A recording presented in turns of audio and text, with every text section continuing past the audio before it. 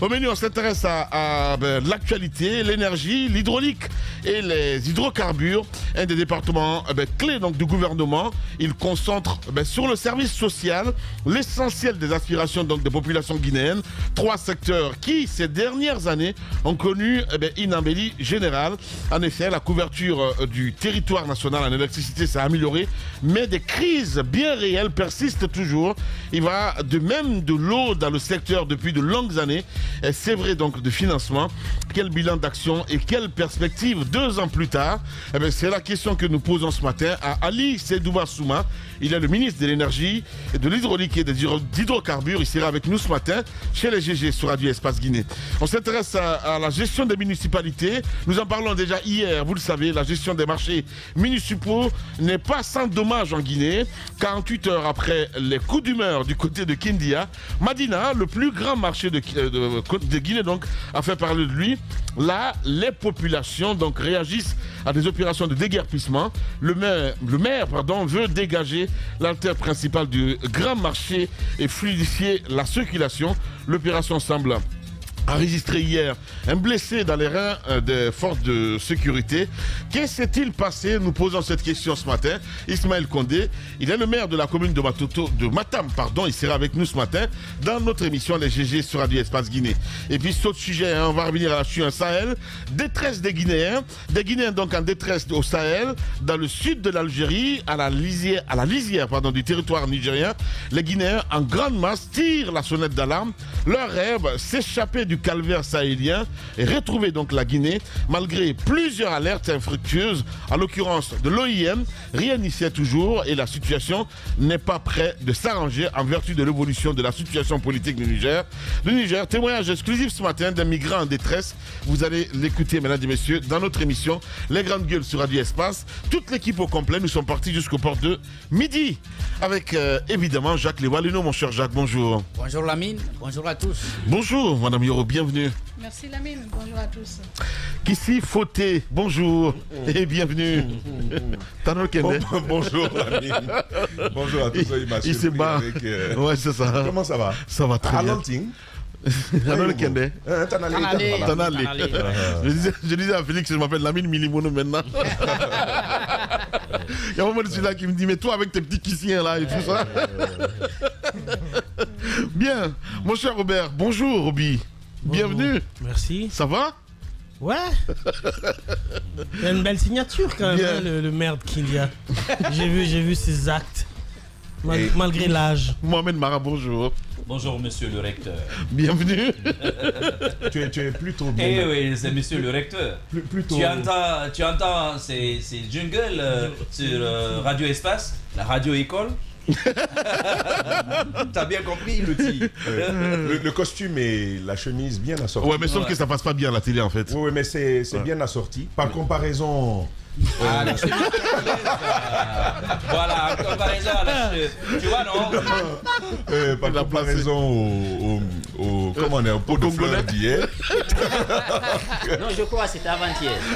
C'était avant-hier. Je voulais le lui dire, mais ça m'a échappé. Non, mais c'est un auditeur qui m'a offert ça. En fait. Adama de Myriam. Voilà, c'est ça. On a brodé dans le bureau là-bas. Ils vont broder. On dirait un guerrier. Ben oui. Alors, voilà. Mais ouais, ça c'est une balle perdue pour Antoine. Hein. Non, Roby est à côté, Mara est là. Ils vont pas pardonner ça. Tamba. On peut commencer l'émission. Je veux qu'on parle de taille. On va parler de taille tout à l'heure. Si c'est ça, c'est partout. Hein. C'est bon. Mais attendez, mais ça se voit dans la ici, ça se voit dans Mais cette tu salle. peux pas résumer ce que tu vois devant toi. Mais justement, 3 personnes, 3 jolis échantillons. Ouais. Et qui de vous a 1 Mais mètre je peux te donner d'autres échantillons. Qui de vous ici a 1m70 Mais ce sera les exceptions justement. Ce ne sont pas des exceptions. Ce sont que les exceptions. Vous êtes 3 ici. Je peux te donner 3 et puis personne n'a Yambuno, m. c'est pas Voilà. la petite taille là. Allez. Arrête ça. Merci beaucoup. Merci beaucoup. Voilà, on parle compétences locales, c'est bien cela. En ce qui concerne les entrepreneurs, mon cher Diba Milimono, j'apprends du côté du stade de Nongo, les travaux évidemment attribués à un entrepreneur, qui pour l'instant les travaux sont bloqués. On se pose des questions ce matin, évidemment, les conditions pour pouvoir attribuer des marchés évidemment aux entrepreneurs locaux, j'ai envie de dire, parce que le stade du 28 septembre aussi, là, il y a des travaux, et bien ça va à 1000 à l'heure. Apparemment, l'entrepreneur qui a eu le marché de ce côté-là, pour l'instant, même un contrat n'est pas signé avec l'État. Je trouve ça dommage qu'on ne puisse pas, évidemment, se concentrer un petit peu aux compétences locales. Oui, tout à fait. Le marché du 28... D'abord, le stade du 28 septembre, puisque j'avais l'idée sur le marché de Madine avec ce qui se passe ce matin. On va en parler. C'est vrai que le stade du 28 septembre... je crois que c'est le groupe Guico Press qui est au niveau du stade du 28 septembre. Je pense, et les travaux sont en train d'avancer à grands pas. Il y a effectivement aussi le stade de Nongo. C'est vrai que le ministre Béa, pendant les vacances, il était revenu sur ce projet-là pour dire que les travaux allaient incessamment démarrer à partir du mois de début septembre. Et aujourd'hui, je suis d'accord avec vous, il faut quand même essayer de responsabiliser les entreprises locales. Parce qu'il y en a aujourd'hui quand même qui sont en train de montrer des compétences. Parce que ce qu'il faut aussi rappeler, c'est que ce stade-là, au niveau de la pelouse, c'est quand même un entrepreneur local qui avait fait la pelouse au niveau du stade de Nongo. Au niveau du stade de Nongo, parce que au départ, on n'avait pas voulu accepter un gazon synthétique. On a dit qu'il fallait aller avec... le gazon naturel, mais sauf que le stade de Nongo, à la différence du stade du 28 septembre, c'est une zone qui a des spécificités assez particulières, parce que c'est une zone, beaucoup disent que c'est une zone sismique. Vous vous souvenez, en 2013-2014, il y avait eu une fissure au niveau du marché, juste à côté, et n'oubliez pas que tous ceux qui ont grandi dans les environs, au niveau du stade juste à côté, c'était Marigot. Donc c'est là, l'année dernière, c'est là les gens venaient faire leur bain, se laver.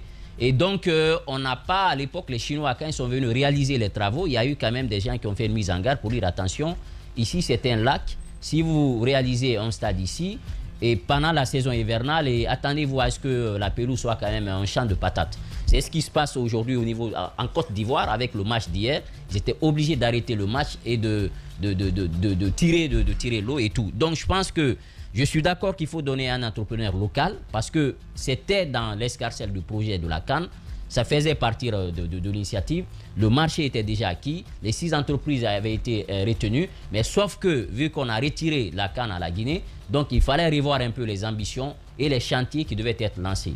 Maintenant, aujourd'hui, avec le projet qu'on a donné à un autre, qui n'est pas encore, comme vous l'avez dit, signé, je pense que ça, il faut l'éviter parce que ça risque aujourd'hui de nous amener à ne pas être dans le temps.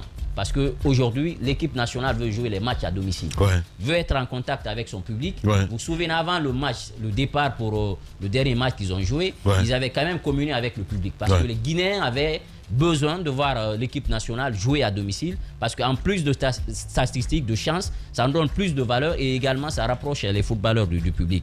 Je crois que Béa, on va l'avoir le vendredi. Certainement, ça c'est super bien. Voilà, il va revenir un peu sur le contenu. Parce que le secrétaire général du gouvernement guinéen avait revu un peu cette convention qui liait l'État à Sam GBM, qui avait en charge de la gestion et tout du stade. Et à l'issue du rapport qui avait été donné par la CAF sur l'état du stade, vous vous souvenez de ce rapport-là, où ils sont partis de la tribune qu'il fallait faire des travaux, qu'il fallait revoir la pelouse, qu'il fallait au niveau des gradins fixer les sièges parce que les gens, ça permettait d'avoir une idée du nombre de public, qu'il fallait aussi tout autour essayer de baliser parce qu'un stade, s'il y a des cailloux, des pierres, imaginez qu'il y ait des échauffourées.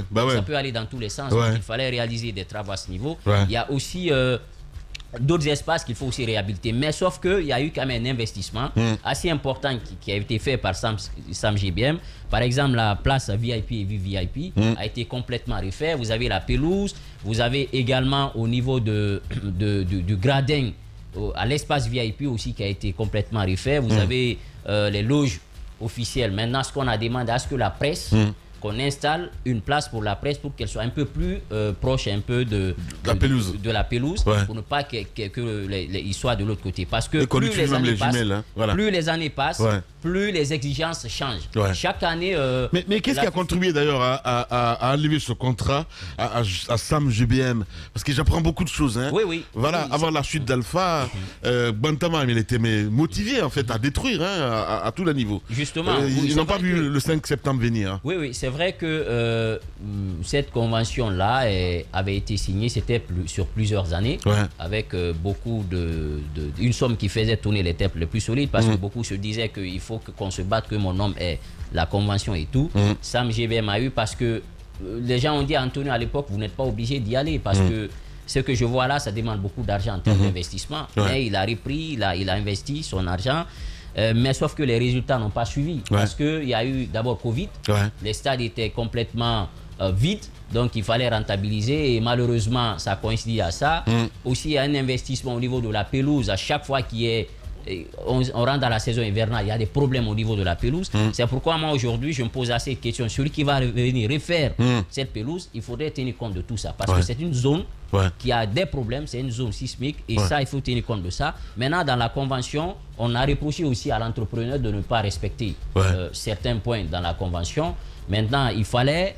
Le président avait... Mais force est de reconnaître aujourd'hui en ce qui concerne ces entrepreneurs, évidemment, si vous avez un marché de l'État, il faut déjà s'engager. Hein. Ousmane Gawal l'a dit, pas pour le répéter, hein, en ce qui concerne le siège qu'il est en train de faire, hein, que le ministère est en train de faire du côté de Kaloum, que l'État n'a déboursé un franc en ce qui concerne... mais ça aussi, je veux dire, c'est la pratique en fait. C'est la pratique, mais sauf que cette pratique-là aussi a des conséquences. Non, mais je suis d'accord avec toi. Sur le long terme. Je suis parfaitement d'accord avec toi. Parce que demande aujourd'hui... Justement.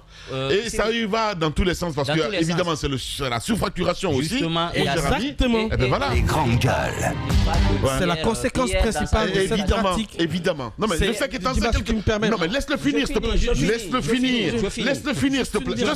Je sais. Ça va m'échapper. Non, ça va pas t'échapper. Je te connais très bien, mon cher Roby. Dans sa communication, il disait non, il n'y a pas de... Il en sait beaucoup, mon petit Roby. Voilà. Mais sauf que si vous prenez les marchés publics, naturellement, normalement, le code sur les marchés publics, normalement, il faut que le prix soit connu d'avance. Il faut que celui qui va avoir le marché, parce que ce qu'on est en train de faire aujourd'hui, on dit on n'a pas assez de temps, il faut aller rapidement. C'est ça. Partout, il y a des marchés de gré à gré, il y a une floraison de marchés de gré à gré. Évidemment. Je suis d'accord que le marché de gré à gré devrait être l'exception. Et l'appel d'offres la règle. Mais vu qu'on est talonné par un facteur temps, on dit il y a urgence. On est en train de dire il y a urgence. Ça a des conséquences parce que aujourd'hui, c'est aux entrepreneurs là d'abord d'avancer. Imaginez qu'un département qui n'avait pas prévu ça dans son budget, il n'avait pas prévu de faire un tel siège. Qu'est-ce qu'il va faire? Il va aller demander au ministre du budget, est-ce qu'il y a un crédit pour faire ce travail-là? S'il n'y a pas de crédit, l'entrepreneur ils vont faire une lettre de crédit pour l'entrepreneur qui va aller à la banque. Évidemment. Il va déposer à la banque. Et puis après, l'entrepreneur va se trouver avec tous les problèmes du monde. Tous les problèmes du monde. Il va déposer l'argent à la banque, la lettre de crédit à la banque. La banque, ça fait l'affaire de la banque. Évidemment. La banque va délivrer l'argent. Vous allez commencer les travaux. Sauf qu'il y a ce qu'on appelle les 15%. Hors les grandes gueules. Les agios. Et plus le temps passe, plus le taux d'intérêt qui s'accumule, plus l'entrepreneur se retrouve dans une situation difficile. Et à la longue, il va arrêter. Sauf que ça a des conséquences sur le long terme. Parce qu'après ce régime-là, celui qui va venir, et si l'État, c'est une continuité, évidemment. Oui, justement, s'il en effet, il risque de faire face quand même à d'énormes problèmes. C'est pourquoi Alpha Condé disait à l'époque que j'avais hérité d'un pays. Mais ils disent tout ça, mon cher ami. Ils disent tout ça. T'as écouté Aminata, comment elle s'appelle, la porte-parole du CNRD. À la limite, le 5 septembre. Enfin, je veux dire, ce qu'elle disait sur le plateau de la RTG. J'avais l'impression d'écouter Alpha au féminin, en fait. Oui, c'est pourquoi tout le monde. Je vous assure. C'est pourquoi tout le monde a peur. Les grandes gueules. Parce que si tu le lances avec le peu de temps que tu as, tu n'es pas sûr de finir les travaux. Et celui qui va venir, il va le finir et il va se mettre à son actif pour dire c'est moi qui ai réalisé. Et malheureusement, c'est ce qui est en train de se passer. Je suis d'accord que quand même sur beaucoup de choses, le CNRD, il y a eu des avancées sur beaucoup de choses en termes d'infrastructure. Ça, il faut le saluer. Maintenant, je pense que est-ce que les 10% globalement ont été atteints dans les marchés de gré à gré? Parce que si on dépasse ce plafond-là, ça veut dire que là, on est en train de se retrouver dans une situation d'illégalité. Malheureusement. Si tel n'est pas le cas, je pense qu'ils peuvent continuer à le faire parce que c'est une exception. Il faut seulement suivre la règle. Justement, l'exception. J'étais juste un regard sur les différents travaux qui sont en train d'être effectués à travers le pays. à part ce qui avait commencé sous Alpha, c'est-à-dire que les entreprises traditionnelles que nous connaissions, comme Guiter, Guicopress, je ne veux pas citer beaucoup, Cibitech et autres, qui avaient déjà des marchés conclus, et donc les travaux avaient débuté, Cibitech. à part cela... Les grandes gueules. À part cela, remarquez que ce sont de nouvelles entreprises sur la plupart des marchés. Ah bon? Oui, remarquez. Ah, mais je ne savais pas, moi. Ce sont des nouvelles entreprises qui n'avaient pas pignon sur rue au temps de Alpha. Les anciens, ils ont pris leçon de la période de Alpha. Beaucoup se sont engagés sur des marchés, comme Djiba l'expliquait. Parce que qu'est-ce qui se passe? Lorsque ce n'est pas inscrit dans le budget de l'État, l'entrepreneur vient, il discute avec le ministre. C'est pas vrai. Non, mais attends. Laisse-le continuer, s'il te plaît. Continuer. Après, voilà. après, tu diras le contraire. Bien. C'est pas Les vrai. grandes Après, tu diras gueules. le contraire. Vas-y, Roby. L'entrepreneur vient. Faut pas persister dans l'erreur. Mais, Tamba.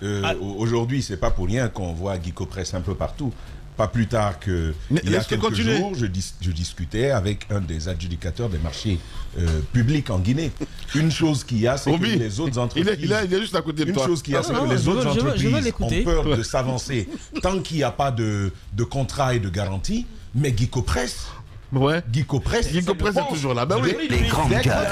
Exactement. Ils prennent du Guicopress aime le risque et il avance. Ouais, mais bon. Donc, les gars, on ne peut pas dire. Non. Je ne sais pas, on ne peut pas dire je pour ne sais- autant que je ne sais pas si tu quand as... on sait que Guicopress a eu pignon sur rue sous Alpha Condé, qui continue quand même à prendre des risques et qui est sur la plupart des marchés.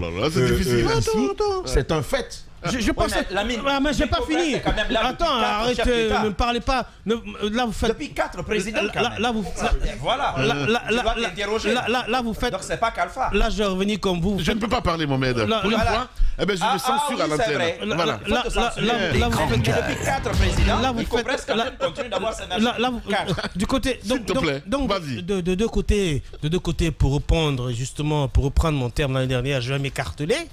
Pour dire à Mohamed Mara qu'il fait de la fixation et pour dire à Tamba que je pensais qu'il avait fait de grandes études pour comprendre mon français. Eh bien. Parce que oui, parce Mais que j'ai Roby, bien dit. c'est Tamba, là. Oui, il est à côté, mais j'ai pas envie de le regarder, mais je le pointe du doigt. Eh bien. Pour lui dire, pour lui dire, Son français Bassarina, son français de Koungara là. c'est toi qui sais. On a besoin de Vas-y, Roby. grandes études pour comprendre ton C'est toi qui français. en sais. C'est toi qui en sais ce que je veux dire. Et je me suis adressé, je crois, à Tamba. Toi, je t'ai déjà dit que tu fais de la fixation. Sur quoi? Ton cas est géré. Sur qui? Ce Les que je veux grandes dire, gueules. j'ai bien dit, je dis la plupart. Ouais. Mon français est très clair. La plupart des entreprises qui sont sur le marché aujourd'hui, j'ai pas dit toutes les entreprises, j'ai dit la plupart des entreprises qui sont sur le marché aujourd'hui sont quasiment de nouvelles entreprises. Et ça, Quasiment. il faut le vérifier. Ah bon? Il faut le vérifier. Donc dans le lot, non attends, mais laisse-moi il sait continuer. de quoi il Dans parle, le lot, s'il te plaît. dans le lot, avant de partir, dans le lot, j'ai cité, j'ai dit. Si on veut aller sur son français là, de quelle ville, je ne sais. Si on doit aller sur son français, la plupart renvoient au général. Ça renvoie au plus grand nombre. Bien. Mais voilà. Allez, si on parle de ça, si on parle de ça, franchement. sur quoi s'appuie-t-il? Je m'appuie Sur quoi s'appuie-t-il? Je m'appuie sur. Guiter est là. Guicopress est là. Même ces entreprises Les gars, qui n'existaient pas. les gars, les gars, qui étaient sous Alpha qui sont présents et qui ont des marchés aujourd'hui. Ça ne repose sur rien. Les gars, votre C'est des statistiques de bar café. Oui, mais ça c'est toi qui le dis. Ça c'est toi qui le dis. Mais Mara, laisse-moi parler. C'est moi qui ai commencé. Je dis encore. Quand tu dis la plupart, je dis. Ça repose sur quoi? Je dis. Ton observation? Encore une fois. Oui. Et j'ai commencé par là. Il y a combien d'entreprise de BTP en Guinée actuellement? Mais tu commence par là. Non, attends. Non, mais si tu dis la plupart, au moins ça a une idée. Non, je ne sais pas. Il y a des grandes entreprises guinéennes. Je ne Il y a sais des pas. grandes entreprises guinéennes aujourd'hui qui sont en train d'avoir des marchés. Par exemple, la construction de la cité ministérielle, c'était par entente direct, c'était Guicopress, mais sauf que le C'est ministre. toujours Guicopress, hein? Oui, Voilà. sauf que. Mais c'est Guicopress. Oui, c'est Guicopress. Ouais, sauf que le ministre avait proposé pour dire bon, il faut aussi donner la chance Ouais. à d'autres de pouvoir d'avoir des marchés. Et donc, qu'est-ce qui a été fait? Guicopress prend le lead et accepte de faire un lot, un groupement de partage. Je reviens pour dire. Avec d'autres structures. C'est ce qui a été fait. C'est les mêmes plans, les mêmes travaux, mais Guicopress. Non, mais non, c'est important. Je reviens pour dire, au-delà du fait que vos attaques me passent à côté de l'oreille comme des coups de sifflet, Mohamed Mara et Tamba, j'ai répété que... Comme dit, non mais ça fait même pas mal. C'est comme quand le maire de Kindia t'écoute. Ce que je voudrais dire... Je reviens là-dessus. Ce que je voudrais... Allez, vous êtes chez les GG. Avec vous, tous les matins, merci à vous qui nous rejoignez sur Suite FM Guinée 99.1 ici à Conakry. Oui, Jacques. Je voudrais passer un mot sur ces entreprises locales. Il y a, à ma foi, deux situations. Le fait que les entreprises internationales, donc étrangères, qui compétissent en Guinée et qui ont le droit de compétir selon les règles en la matière, bien entendu, observent une certaine prudence à s'engager sur certains marchés. D'accord. Les étrangers. Oui, bien entendu. Si c'est même certaines entreprises locales. Oui, mais attendez. Quelquefois, on a connu un État mauvais payeur. Oui. Attendez. Mais c'est une réalité, madame. C'est ce que Diba disait tout de suite là, en fait. Allez-y. Au bout. Je disais donc certaines entreprises étrangères. Si c'est pas dans le cadre des marchés qui sont financés par des institutions, par exemple la BAD ou la BID qui financent beaucoup de projets dans notre pays. Donc si c'est le BND, certaines entreprises étrangères n'aiment pas prendre le risque. Elles ne prennent même pas Elles ne prennent même pas le risque. Et donc certaines entreprises locales aussi suivent cette voie. Or, on peut dire que c'est à juste raison parce que à la prise du pouvoir par le CNRD, on a vu beaucoup d'entreprises qui étaient devant le ministère des Infrastructures, pour parler seulement de ce secteur-là, qui demandaient justement à être remboursées. Beaucoup d'entreprises, je connais un entrepreneur qui a eu une situation assez difficile. Il y en a qui ont fui dans le pays, laquelle l'ancien conseiller des missions de la présidence, le colonel ou capitaine commandant Moussa avait été sanctionné. Donc il y a des situations comme ça où ils ont... Il y en a qui a fini, il a quitté les entreprises, définitivement. Oui, ils ont dû démarcher. Ils ont dû démarcher auprès, n'est-ce pas, des connaissances pour avoir accès à la présidence et se faire rembourser. Donc ces entreprises qui n'ont pas des ressources importantes comme Guicopress, parce qu'il faut bien le dire, Guicopress et Guiter ont des ressources, peuvent s'engager sur les marchés et puis mettre plusieurs années sans se faire rembourser et puis continuer à fonctionner. Donc il y a aujourd'hui cette situation qui se présente. La prudence de certaines entreprises et l'engagement de certaines entreprises locales à prendre le risque. Sauf qu'il y a un hic derrière. Si vous regardez la qualité de certains travaux, parce que jusqu'aujourd'hui, on est quand même, on est en droit de dire que ce que, c'est pas moi, les entreprises étrangères font en termes d'infrastructures dans notre pays, c'est beaucoup plus de qualité que ce que les entreprises locales font. C'est parce que c'est nouveau. C'est parce que ceux qui le font de la prudence. C'est parce que ceux qui le font lorsqu'elles ont un travail de qualité. Or, certaines entreprises locales, le travail qui est fait n'est pas de qualité. Jacques Liwaleno. Merci Jacques. Non, mais attendez, c'est ce que je voudrais dire. C'est important d'insister sur la qualité des travaux. Je ne sais pas si vous vous rappelez de ce tronçon, comme on appelle, Symphonia Cimenterie. Je ne sais pas, à un moment donné, quelle entreprise avait, par exemple, les travaux qui a passé des années... Mais est-ce que vous avez vu la qualité du travail qui a été réalisé à ce niveau? Ça n'a même pas fait une année. La route est complètement gondolée. Aujourd'hui, quand vous roulez à vive allure là-bas, vous risquez de vous retrouver dans la chaussée, mais dans les ravins. Là aussi, c'est un peu la faute au CNRD parce que quand ils sont arrivés... Non, c'est pas le CNRD. Non, je t'explique. Ça, c'était pas sous l'ère du CNRD. Tu vas comprendre. Lorsqu'ils sont arrivés, c'était inachevé. Sauf que... Non, ils ont été sommés. Ça a été achevé. Non, la dernière partie, ils ont été sommés d'achever ces routes-là dans un délai record. Ce tronçon dont elle parle a été achevé. Le tronçon dont elle parle a été la partie dont je parle. Ce tronçon dont elle parle elle-même avait tenu. Était déjà achevé. On ne parle pas du même tronçon. Voilà. Le tronçon dont je parle a été achevé, mais l'état de la route, mais c'est incroyable. Complètement. Il n'a pas été achevé. C'est pour ça que je m'interroge. Il n'a pas été achevé. C'est pour cela que je m'interroge sur les conditions d'octroi de ces contrats-là. Si une entreprise dans un pays ose faire de tels travaux et que par la suite, il n'y a pas de réaction de l'État, il n'y a pas de suivi, il n'y a pas de sanction, on ne donne pas l'ordre à l'entreprise de reprendre les travaux, ça veut dire que l'État n'a pas été bon payeur quelque part. Quand vous n'avez pas payé. Quand vous n'avez pas payé, les gens se sont engagés et c'est le risque de la mine. C'est le risque de dire aux gens, oui, c'est des entreprises qui osent, qui prennent le risque. Mais quelle qualité de travail, quelle qualité c'est très important. D'où il faut questionner ces entreprises locales. C'est important. Par la suite, on ne sait pas, on est dans un régime d'exception. Qu'est-ce qui va se passer par la suite? Qu'est-ce qui va se passer pour le gouvernement qui va arriver? C'est une façon de laisser des dettes pour les futurs gouvernants du pays, la dette intérieure. Je pense que c'est bien de dire que oui, il y en a qui osent, qui s'engagent, mais à un moment donné, il faut savoir raison garder et se dire que, parce que franchement, moi quand je passe sur cette route-là, sur le tronçon Symphonia-Cimenterie, j'ai mal au cœur parce que je sais qu'on a dit à quelqu'un faire le travail, la personne s'est engagée. La personne n'avait pas toutes les ressources. Et finalement, le travail est mal fait. Quelle image pour la Guinée? Malheureusement, Madame Liro. Allez-y, Mohamed. Je viens peut-être un peu en complémentarité avec Hiro et Jacques. Sur la question de BND, le principe est que lorsque c'est à partir de BND qu'on finance ce type de grands travaux, l'objectif d'abord de l'État, certes, c'est de réaliser les travaux, mais c'est d'aider à la consommation locale et de faire tourner les entreprises locales. En général, quand c'est sur le BND, le gouvernement ne va pas chercher des étrangers pour le faire. D'ailleurs, il y a un pays qui nous donne vraiment le bel exemple en la matière, c'est la Chine. Vous vous souvenez de la grande transformation qui a eu lieu en Chine les 20-25 dernières années? C'était d'abord les entreprises chinoises, partout où elles ont la technologie et les compétences. On ne faisait venir les autres qu'à deux conditions. D'abord que la Chine ne dispose pas de cette expertise, mais deuxièmement que ces entreprises partent en consortium avec les entreprises locales pour qu'il y ait un transfert de compétences. Ça, c'était les deux conditions généralement pour qu'on laisse des étrangers arriver en Chine.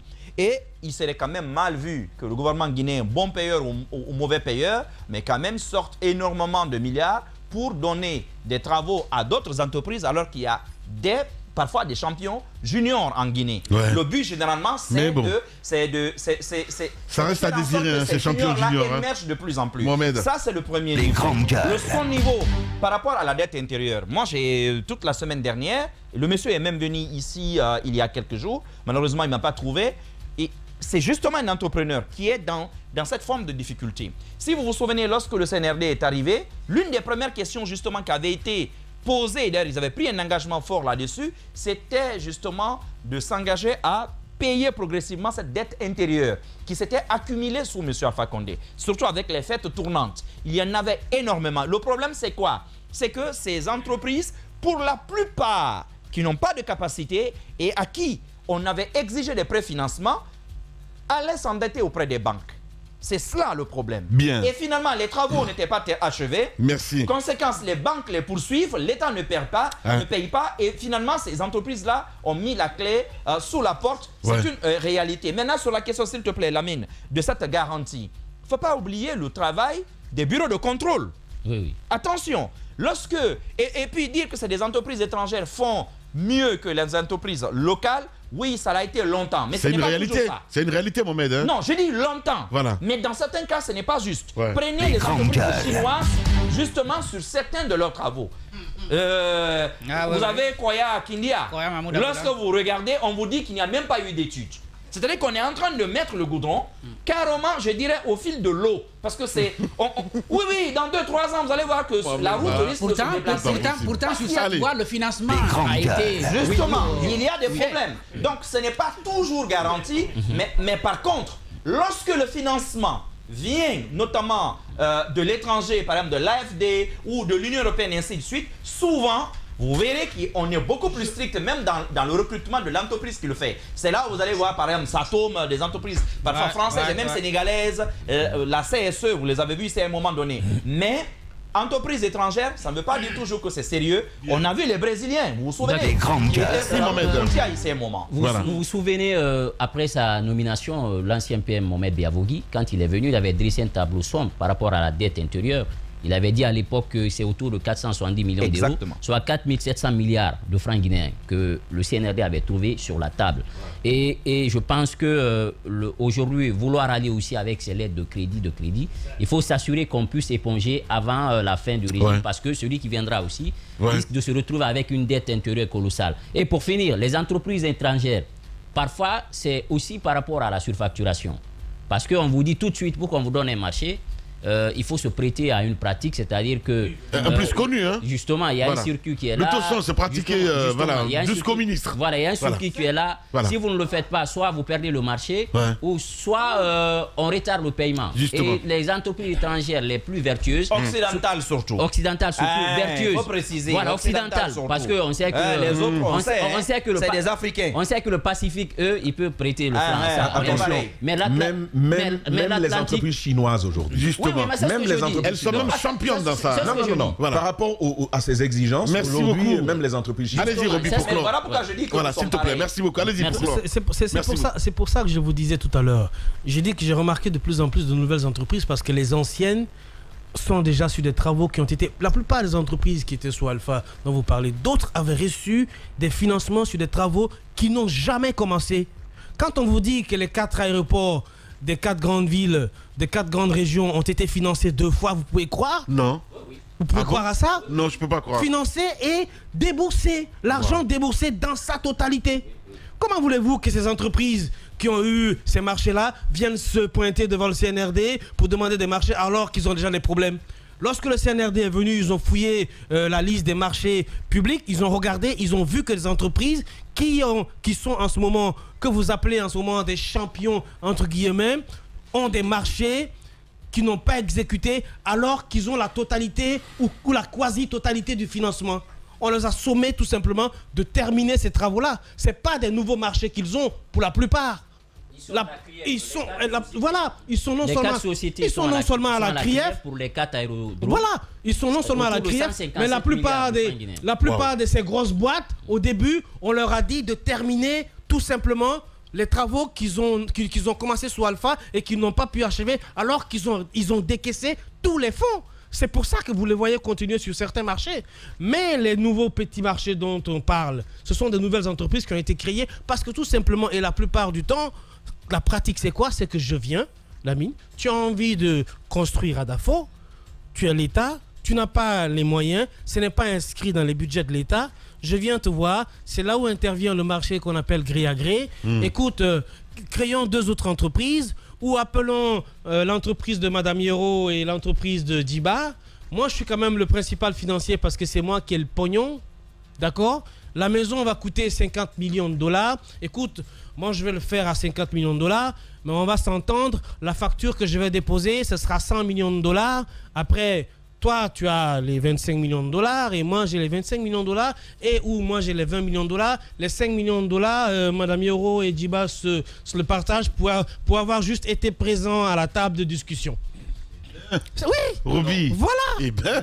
Non, attends, je finis. Mais il explique ça comme... Mais attends, mais vous avez eu largement le temps. Je vous ai religieusement écouté comme dans une cathédrale. Comme dans une cathédrale. Donc, laissez-moi parler. Voilà ce dont je veux parler.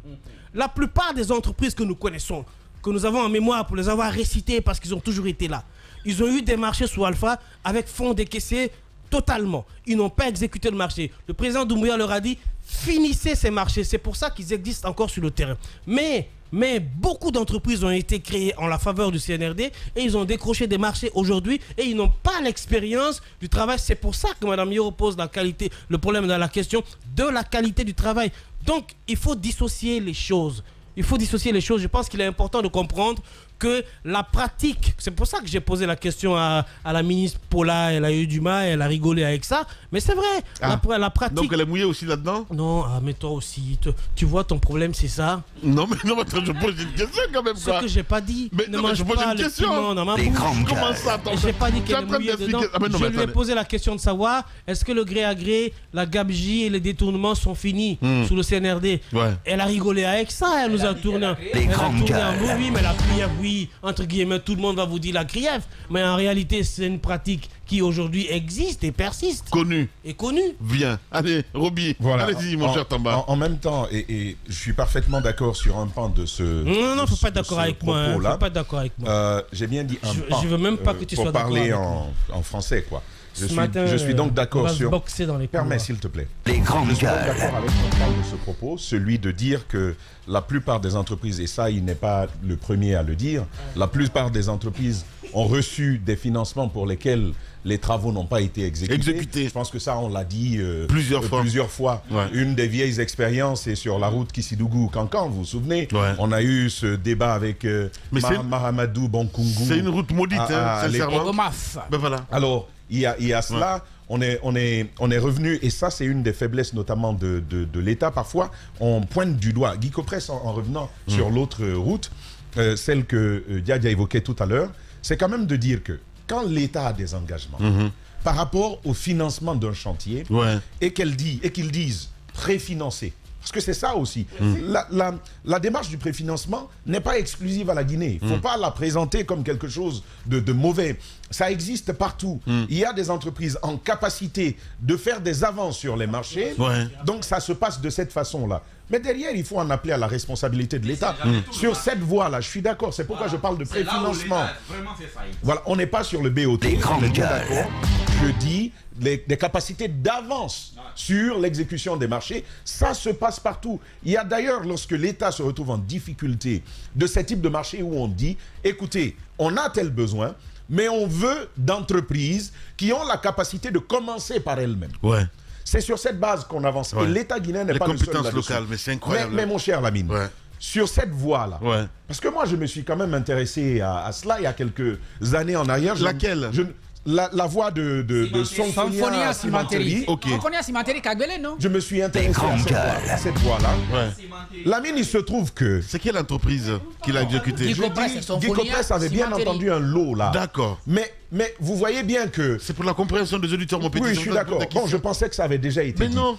Et donc, on se retrouve dans cette situation où l'entreprise avance. L'entreprise avance. Mais arrivé à un certain moment, lorsque la première échéance et la deuxième échéance n'ont pas été respectées, vous vous dites, hé, l'affaire là attend que je m'arrête. Hein.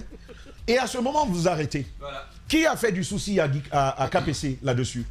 Aucun. Personne n'est capable de lui faire du souci. Pour une simple raison. L'État n'a pas assumé ses responsabilités. Sur les 17 km restants sur Guékédou, pour arriver à Guékédou. On en parle encore aujourd'hui. Lamine, on s'est retrouvé dans cette même situation. Vous avez la Banque islamique de développement qui finance ce projet-là.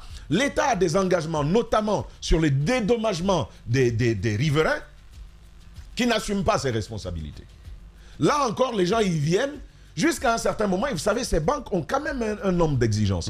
Et puis, là aussi, c'était un groupement. Guy Copresse était là, mais l'entreprise qui portait le groupement, c'est une entreprise tunisienne que l'on appelle ETEP, qui était présente là-bas, mais qui n'a pas fait le travail malgré les relances.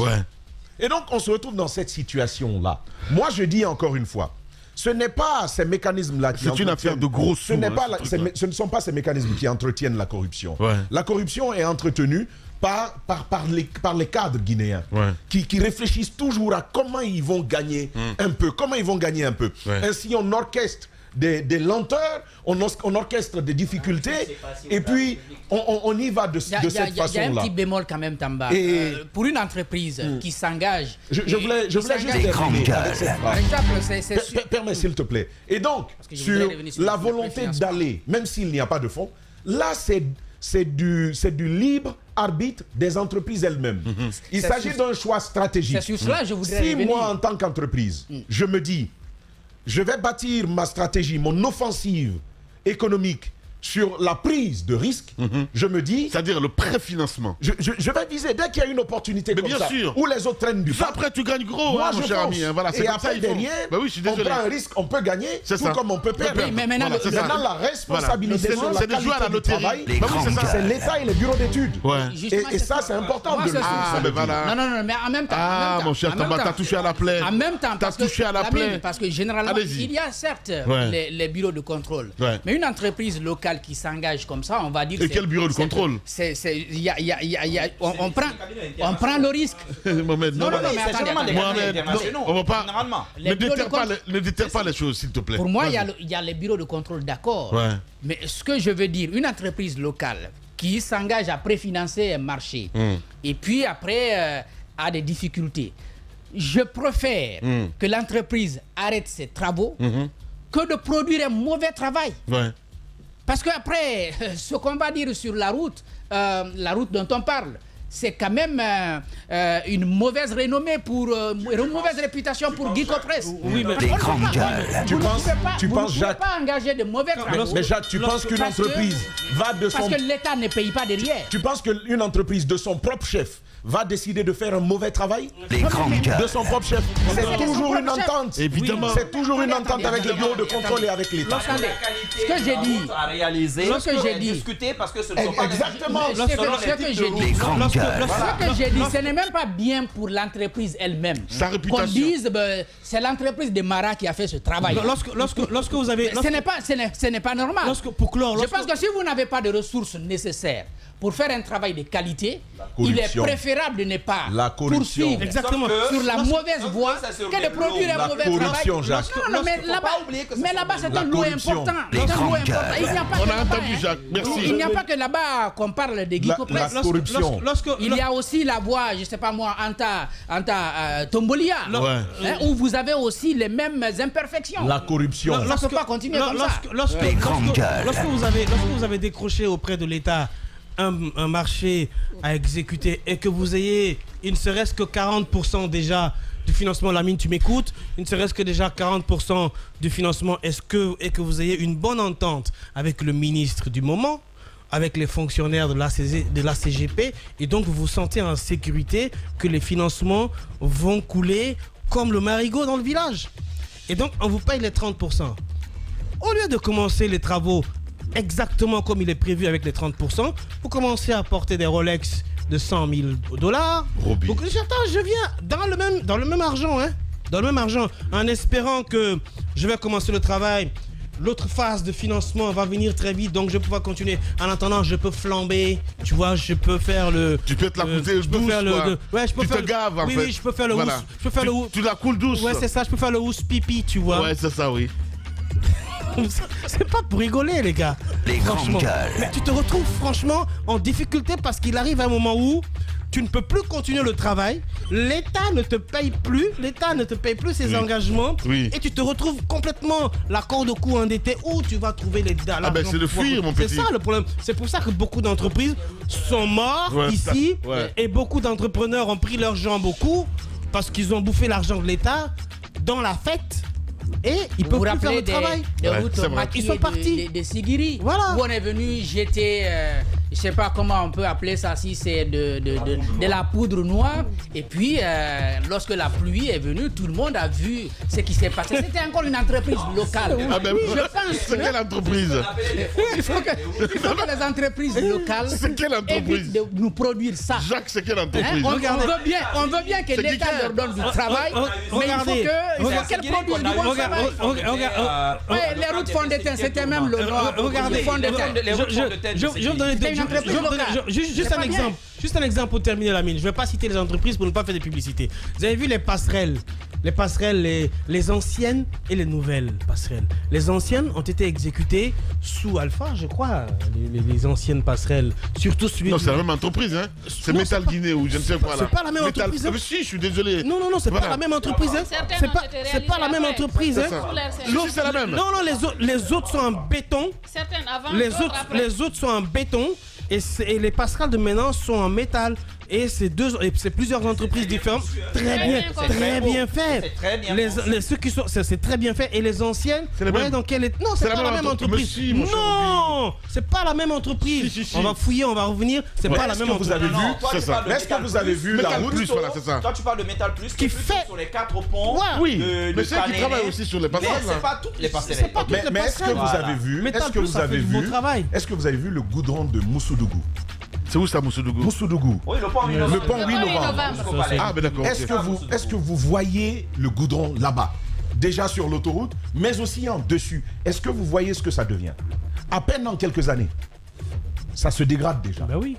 Il y a des trous, il y a des fissurations partout. Ouais. L'année prochaine, on sera obligé de retravailler là-bas. À partir du palais. Mais oui, Lamine. Non, justement, à partir de Cameroun, à part de l'hôtel le Golf, qui est donc à cette hauteur-là, jusqu'après vers le comment on appelle ça, le centre culturel franco-guinéen, jusqu'à ce niveau, et même devant, là où il y a désormais, je sais pas, il y a un petit tour, l'entrée du port. Sec qui est là, vous allez voir justement que les routes sont dégradées en à peine combien juste en face du palais, juste en face du palais, que c'est déjà dégradé. C'est de cela qu'il s'agit en fait. Il faut que les bureaux de contrôle jouent leur rôle. Mais derrière, à la livraison, ces bureaux-là ne sont pas complices, mon cher ami. À la livraison, sincèrement, sur la nationale, Conakry, Mamou, c'est vrai. Mamou. Parfois les bureaux de contrôle, vous savez que la garantie là-dessus est donnante. C'est ça. Parfois c'est l'État qui s'entête. Voilà. Alors, mon cher Lamine. Il y a une complicité, madame. Mon cher Lamine, sur la route nationale, Koya, Mamou, Dabola, alors imaginez un tel ouvrage avec autant de moyens que l'on met. Là où ailleurs, on va vous faire une garantie de 10, 15 ans, 20 ans, nous avons 1 an de garantie sur cette route. C'est-à-dire que la garantie est déjà consommée avant même que l'ouvrage nous ait été livré. On se retrouve dans cette situation. Mais voyez ça, si vous roulez là-dessus, vous allez voir que c'est vrai, pour le moment ça va. Mais il y a quelques mois en arrière, moi j'ai trouvé des endroits où il y avait déjà des trous, ils sont venus, ils ont remis, avant même que l'ouvrage ne nous soit livré. Wow. Mais on va où avec ça? Il faut que l'État soit rigoureux pour ce qui est des infrastructures et qu'au-delà du travail de bureau de contrôle, les équipes techniques des départements elles-mêmes viennent constater de la qualité du travail. Bien. Mais quel constat? Voilà, mais c'est là le problème. Voilà, quelle intégrité de ces constats-là. Sinon ça se fait, Tamba. Les bureaux de contrôle étaient là quand les immeubles à côté de chez nous ici se sont effondrés. Hein. Ouais, et bien voilà. Roby, quel exemple en plus. Hein. En plus. Voilà, quel exemple. Et depuis là d'ailleurs, on n'en parle pas. Hein. Avant la fin des travaux. C'est de la folie avant la fin des travaux. Oui. Un immeuble qui s'effondre avant la fin des travaux. Et après, qui va habiter les autres? Qui est fou pour habiter les autres? Non, moi je vais pas. Mais si. Ben non. On va te donner cadeau, mon cher. Même cadeau. Ah bon? Non, même cadeau. Même cadeau, je veux pas. On a dit à Guy Fil de prendre la parole. Non, il faut que la Guy Fil parler. On a reçu le directeur général. On a reçu le directeur général adjoint. Les gars, pardon. Oui, vas-y. Voilà, on a reçu le directeur général adjoint de la Guy Fil ici. C'était très beau en termes d'annonce, en termes de planification. On sentait quelqu'un qui s'y connaît. Au moins dans la planification et dans l'exécution des projets. Mais derrière, quand ça tombe comme ça, on ne fuit plus. Hein. Il faut revenir. Il faut expliquer ce qui s'est passé. Parce que je veux voir... Non, mais c'est eux. La responsabilité, ça va être eux. Désormais, quelle garantie on a pour les citoyens? C'est vrai. Pour ça, première chose. Deuxième chose, Lamine. Un immeuble s'est effondré. Nous, on était là, notre bâtiment en a tremblé. Il y a eu des cas de mort. Qu'est-ce qu'on va en faire? Il faut... C'est le type de question... L'État ne peut pas se taire. L'État ne peut pas se taire. Justement, madame.